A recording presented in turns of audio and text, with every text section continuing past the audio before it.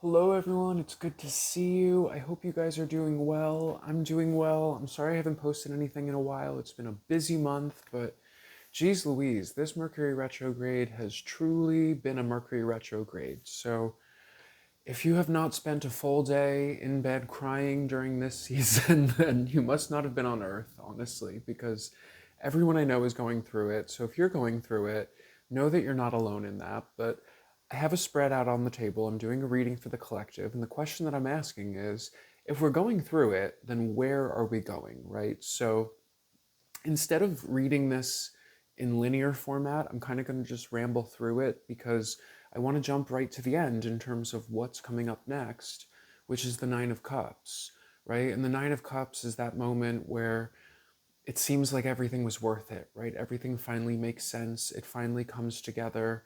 Hindsight is 2020, and you realize that the trials and tribulations all added up to something meaningful, that you didn't take a wrong turn, and it's being crossed by the Four of Wands, which is talking about stabilization, right? Like the stabilization of the vision that you're holding, right? Where you can finally see a clear path forward. But what we're also seeing in our environment is the High Priestess. And this is when this first hit the table, it came through with the quote, never interfere with your enemy when they're in the process of destroying themselves. And it reminds me of if you've ever watched the show Judge Judy, sometimes it's like there's the plaintiff and the defendant, right? And one of them will be talking as the other one is saying something, and Judge Judy will say, "Shut up, you're winning," right? Where it's like, don't say anything else, don't blow this for yourself, because right now you're winning. And it's like I feel like that's kind of like the message right now, where it's like, shut up, you're winning. I don't know what else to say, but it's kind of like if you're going through it, nobody else knows that you're going through it, right? So, the Queen of Cups can be kind of cryptic, but the advice at the very, very end of the reading, the last card, is the Seven of Swords. And the Seven of Swords talks about moving in silence and not needing to explain yourself. That's really kind of how this is coming through with the Seven of Swords, where it's like, I was realizing last night I was having a fight in my head with somebody, as I usually do. And I realized that it's like, I feel like I only have these fights because I don't actually want to experience it in real life, right? So it's not like I'm coaching myself for the experience. But what I realize is that it's like I'm justifying these things to myself, right? I'm angry about something. I want to make a particular decision, move in a particular direction. I know that it's the right thing to do, but then it's like, the Catholic guilt program that's tattooed on my soul starts activating. And for whatever reason, I feel like I need to explain why I need to choose the healthier option as opposed to settling for the less ideal situation, right? And that's kind of what the Seven of Swords is talking about, where it's like you recognize that you're the architect of your reality, right? You recognize that you're the only one that can write your story. And there are a lot of times that we might shrink ourselves in order to accommodate things that we don't necessarily need to accommodate, right? But if we choose to move towards something that's more ideal, we might feel like we need to explain it or figure it out or yada, yada, yada. But either which way, the Seven of Swords, it's talking about kind of moving in silence, that whatever it is that you're building and manifesting, it does not need to be explained, but likewise, it's like keeping people on a need to know basis. That's kind of one aspect of it. It's almost like a minor arcana magician card in a type of way in terms of moving in silence. But what's happening right now in the now moment is coming up as the Ace of Cups crossed by the King of Pentacles. And the visual that I got with this was, if you can imagine the idea of like a bonsai tree, right? Imagine you took something that was supposed to be a mighty oak tree and you kept it contained in a very small pot, right? And the only reason why it doesn't shatter out of the pot and explode and start growing to its full potential is because it's continually being pruned and cut back, right? But what I'm seeing, because I'm adding up the math, 1 plus 14 is 15, which is devil card energy, which is illusions, delusions, all of that. And the King of Pentacles is kind of like something reaching its growth potential, right? Something kind of reaching that point where it would eventually shatter the pot. And what's coming through is this Ace of Cups, which is an energy of, well, the Ace of Cups talks to me about identity renewal, right? And the Ace of Cups can also be like an energy of baptism, but quite frankly, it feels more like waterboarding, right? And I think that that has been the astrology of the last month. I mean, we've had Mercury retrograde in Pisces, which has been a doozy, during eclipse season, with Neptune and Saturn conjunct at 0 degrees of Aries at the same time, right? So that whole soup, we're seeing it play out on the main stage, right? Where all of the illusions and delusions have been exposed. We're seeing the wizard behind the curtain. And not even just us who might have seen it long ago, but it's like the collective is seeing it, the true collective, right? And and as a result, it's like the narrative is collapsing under its own weight, and that's what we're seeing on the main stage. But I also think that that's what we're seeing personally, right? It's like in our own narratives, in our own story that we've designed for ourselves as architects. It's like we're starting to see the flaws in that architecture, right? Where it's like the building cannot support the weight of certain narratives or things that we've slowed down to compromise, right? And what it's looking like in the recent past, I have the Ten of Pentacles in the distant past and the Ace of Wands in the recent past. So it's like Ten of Pentacles is kind of hitting a checkpoint, right? Hitting a save point where it's like all of a sudden the set rearranges. It's like how between acts in a play, the set is going to rearrange and it's kind of rearranging around us. But in the recent past with the Ace of Wands, the Ace of Wands is coming through as like a go signal or a baton pass or a desire to move forward. And there's a lot of wands around the spread because what we're seeing in our current environment is the Ace of Wands, which is coming through as things that are really triggering the solar plexus, right? So it can be anxiety, it can be like rage bait, right? There's a lot of rage bait that's moving through the internet right now and life in general. And then the foundational energies, the Knight of Wands, which is like things that are kind of kicking you in the butt, so to speak, right? It's very much so like this Ace of Wands, whatever it would have been that came in recently, is kind of like really like the proverbial straw that broke the camel's back, where how sometimes they say like you don't get motivated and you don't get moving until you get angry, right? That it's like something finally is the straw that breaks the camel's back, where you're just like, okay, I know what I got to do. I need to shatter outside of this pot. I need to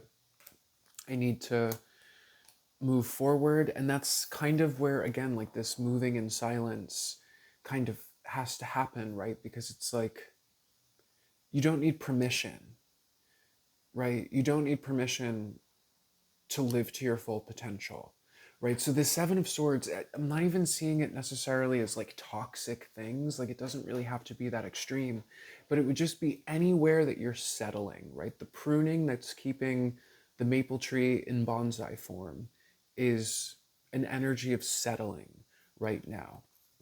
And that settling is happening because of an illusion of obligation, right? And the illusion of obligation would be things that pull on the heartstrings, right? So guilt, even compassion, empathy, whatever it is, but in a way that keeps you from progressing, right?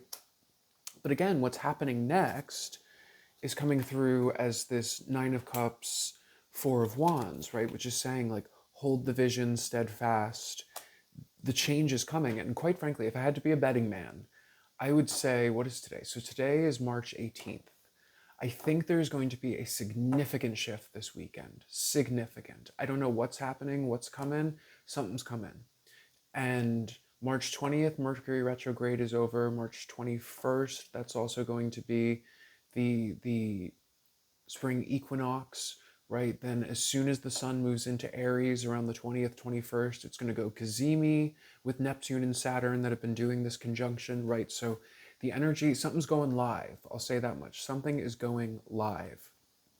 And if you think of retrograde as like that backwards action, right? It's like pulling back an arrow. And then come the 20th, 21st, it's like the arrow is going to launch. And that Nine of Cups energy is coming in, right? That thing that puts the trials and tribulations into context, and you're like, okay, it was worth it. That was the right move, right? But again, it's like I think opportunities are coming, especially with this Ace of Wands, Ace of Cups, this energy. It's like there is an opportunity coming for you. It is not an opportunity for everybody. You might have to leave something, someone, something behind. There might be an opportunity to do that. You might feel bad and want to keep yourself in bonsai form. The only question I would ask is, if that opportunity came to them instead of you, would they feel bad for you? Because you already know the answer is no, right? And if you're interested in a private reading to get deeper into it, we can get deeper into it. But that would be the collective message there. And again, the High Priestess on the table, that was what was coming through with the quote of, don't interfere with something when it's in the process of destroying itself, right? Where it's like, if something has shown you what it is, you don't need to engage with it, right? Even if the fight is happening in your head, we don't need to manifest that in real life. You can, because this High Priestess is coming through as somebody that like knows how something is going to play out, so therefore they just let it. Like, I'm trying to think of like a good example of an anecdote from a TV show or my own life, but it's coming through as an abstract thing of like so many situations where it's like, I've been in the situation, I know how the situation is going to play out, and it's like I could interfere, right? I could interfere and try to interfere, but it don't always play out the way that you need it to. But either which way, it's like what you know that's coming is this Nine of Cups kind of energy, right? This positive culmination point where you can look back and say, whew, thank God. It was all worth it. It was looking bumpy there for a minute, but it was worth it. And yeah, that's it. Because the best anecdote that I can give with this High Priestess, what it's reminding me of is like, I found myself in a scary situation with somebody that had like Epstein-like qualities in terms of the level of psychological manipulation that they were gifted with. Because I don't know what Jeffrey Epstein was, if he was a vampire, a troll, whatever he was, I think he was very, very good at getting into people's heads and psychologically puppeting and manipulating them. Ghislaine as well. I'm sure there's plenty of others that we can go down the list. But I saw the fox in the hen house, right? And I made the mistake of trying to get other people to see the fox in the hen house, right? And people that were kind of outside of my sphere and whatever. And in hindsight, it's like, I don't know, I can understand why that did more harm than good, so to speak. So either which way, it's kind of something like that where it's like, you don't need to explain, you can move forward. You're probably not in a situation as extreme as the one that I just mentioned. I don't know if that's the right analogy for this context, but either which way, it's like, there's been a theme that's been coming through in the last year of like divine selfishness, and like with this Ace of Cups that's bursting out, it's like that's what this is feeling like divine selfishness, which is allowing yourself to hit your maximum potential and not feeling bad or guilty for that, if that implies that not everyone makes it to the future, right? Because especially with the Ten of Pentacles, right? It's like the Ten of Pentacles in the distant past, or I don't even think this is distant, honestly. I think this is relatively recent, but Ten of Pentacles is like a level up experience, right? And if you think of like levels in the video game, there are certain characters in the game that belong to their level, right? They're the NPCs that are the fabric of the game itself. So it's like they only exist at that level. They cannot come up to the next level with you. They are part of the architecture of, level 7 if you're making it to level 8, right? So the accommodation of that thing only really serves to stall out your own energy, because that thing cannot grow beyond that level, if that makes sense, right? And what else is coming up here? The role that we're supposed to play in all of this is coming through as the Sun card, right? And the Sun card, one of the definitions of it, at least how it's coming through now, is the energy of true will, right? Divine true will. And really, the Sun card is coming through with the energy of allowing yourself to shine, right? But there's also the idea of magnified focus, right? Where it's like if you hold a magnifying glass up to the sun, it can burn something, right? It's incredibly intense. And even though the Sun card is, this childlike energy, this purity, this innocence, whatever it is, ultimately it's intensity, right? And that intensity can make certain things uncomfortable, right? But that's when it comes to the levels, right? Where it was like if you were a magnitude 5 on the scale, then the only things that would have really been in your orbit would be things that can kind of handle that energy. But if you go from a magnitude 5 to a 10, then the only things that are really going to be able to hang in that orbit are things that can handle the energy of a magnitude 10. I don't think I'm saying that well, but you know what I'm saying. And I feel like that's the majority of what I'm seeing on the energy here, right? Is that it's like hold the vision, divine selfishness, don't settle.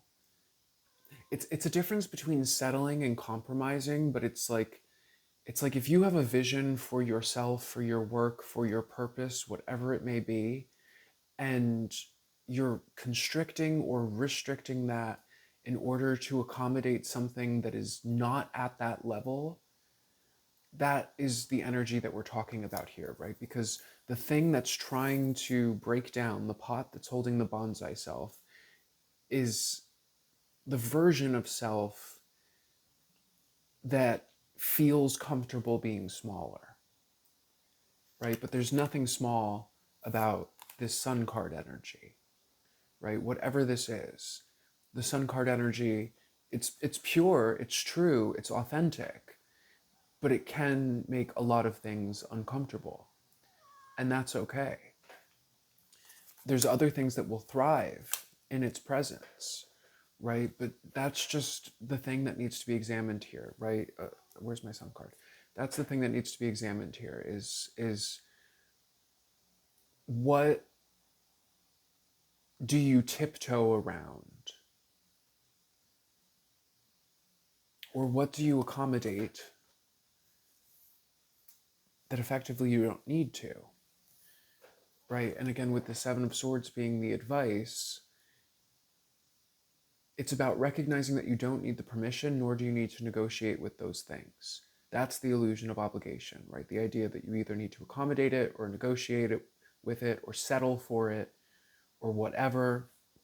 That's the illusion. Because again, what's coming next is the Nine of Cups, right? And the Nine of Cups is this idea that everything that you have been through thus far has been worth it, right? And I always say that the Nine of Cups is kind of like the medicine for the Nine of Swords, right? The Nine of Swords is coulda, shoulda, woulda, why did I take a left instead of a right, this, that, and the third, right? It's a very self-hating kind of energy, right? And quite frankly, it's like this recent Mercury retrograde and all of the other astrological nonsense on top of it, I think has really, really accelerated a lot of people's shadow work, and it probably has brought up frustrating things that can turn into self-hatred or self-doubt, or even an energy of almost wanting maybe to give up or throw in the towel on whatever the dream is. But again, it's like this frustrating energy that's in the field, the Queen of Wands. It's like I've said it before, but that solar plexus activation, the adrenaline, the anxiety, I don't know how, I don't know why, but that is the key to manifestation. It is the key to timeline jumping. It is the key to everything. And it's an uncomfortable energy, but it's like, even if we're not consciously aware of it, it has been significantly beneficial to whatever it is that's coming next with this Nine of Cups, right? So that's the hindsight is 2020 moment where we realize whatever this frustrating energy was with the Queen of Wands, it's ultimately landing us in this Goldilocks zone, right? Because the Nine of Cups really is like a Goldilocks zone. And the key is really just leaving room for hope, So I guess I would leave it on that, right? Very much so, leaving room for hope and giving yourself the benefit of the doubt, right? Because we're very, very quick to make excuses for everybody else, right? But that same level of compassion that you would use for everybody, use for yourself. And I want to pull a card from my Mother Mary deck to round it out. And this says, Our Lady of Charity. I call upon my strongest children to aid those in need. I'll empower your purpose and act through you. My powers are vast enough to keep you safe and protected, no matter where you may be. Fear not and maintain your focus on me. Trust in your heart's journey and complete fulfillment. I'm guiding you, my beloved, that peace and wisdom may flourish upon this earth.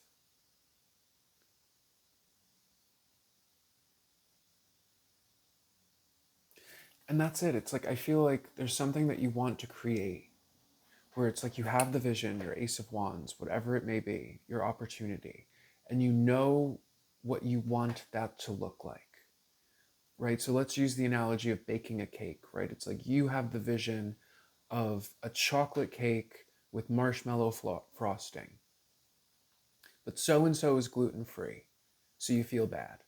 But 9 times out of 10, so-and-so RSVPs to the party where the cake's going to be, and then they don't show up. Or they show up, and then they don't eat the cake anyways, even when you change it to accommodate them, right? Or so-and-so likes strawberry instead of marshmallow, but even when you give them the strawberry instead of marshmallow, they still complain, or whatever it may be, right? Stick to your guns, hold the vision, right? Go the route where, if somebody tells you no, they're just not the right person to talk to, because there's always somebody to tell you yes, 100%. It's kind of like when you get caught in the carousel of calling a company, right? And it's like the first person you get on the line tells you no, and then you call back again, you get another person, and they tell you yes, right? Remember that. And the other energy here too, just another thing that's been coming through is like a big theme in the last month is how we over-therapize ourselves because we have so much language, right? I think that I might have mentioned this in the last video that I posted, but it's like, we have a lot of conversations about mental health in the collective. So nowadays, everybody's depressed, everyone has anxiety, everyone's ADD, everyone's on the autism spectrum, everyone has imposter syndrome, yada, yada, yada, right? These are all social contagions. And we get caught, not that there's some people that genuinely suffer from these things, but in the general sense, I think a lot of people adopt these false identities, right, that become the pot that contains the bonsai tree. And we can get stuck in infinite healing loops where it's like you're constantly looking for that next thing to heal or fix or resolve before you can move forward, before you can elevate, before you can do whatever, right? And there's something about that just seems to be a trap, right? And one thing that I've noticed from studying successful people up close is that it's like they don't seem to second guess anything that they have their heart set on, right? Whatever the vision is, it's like they can't even imagine a no, right? It's like I have to imagine that if somebody would have spoken to Jeff Bezos, who I'm sure, is on the list, it is what it is, but if you had spoken to Jeff Bezos back in the late 90s when he was doing Amazon out of his garage, right, and you asked him about the company, I can guarantee you he wouldn't have said, oh, we're trying, it's a little thing, I hope, but, we just got a couple of books and I'm worried, but maybe, I have to do a little. No, I'm sure if you talked to him in the 90s when he just had books on the floor in the garage, he would have told you that this was the greatest company in the history of history. It was going to change and revolutionize everything. It's the greatest thing since sliced bread, God's gift. He's the smartest one in the room. No imposter syndrome, right? You have to allow yourself to operate with the same level of insistency and relentlessness and absolute confidence in whatever it is that you're doing to move forward. And if something presents as a no or doesn't get the vision or whatever it is, it's because you have moved up to level 10 and they are still stuck on level 7, 6, 5, whatever, right? And they are just not meant to be included in that vision. So trust the vision. You know what's good. Again, if you're interested, if you made it this far and you're interested in a private reading for yourself, I love to do them. You'll find all that info in the description box. I always say I don't predict, I help us script because I don't believe that the future happens to you. I do believe it happens through you. And all I have on my table are probabilities, but I will say, at least collectively, it absolutely looks like something is lightening up this weekend. I think there's going to be a major shift. Just hold the vision. Hold the vision, trust the process. Everybody's least 3 favorite words, but you know what you want your thing to look like. You know what kind of cake you want to make. Do not settle or compromise. And if somebody else is not willing to meet you exactly there, then they're just not supposed to be included in that thing. And that's all that I will say. I love you guys. I'll talk to you soon. Bye.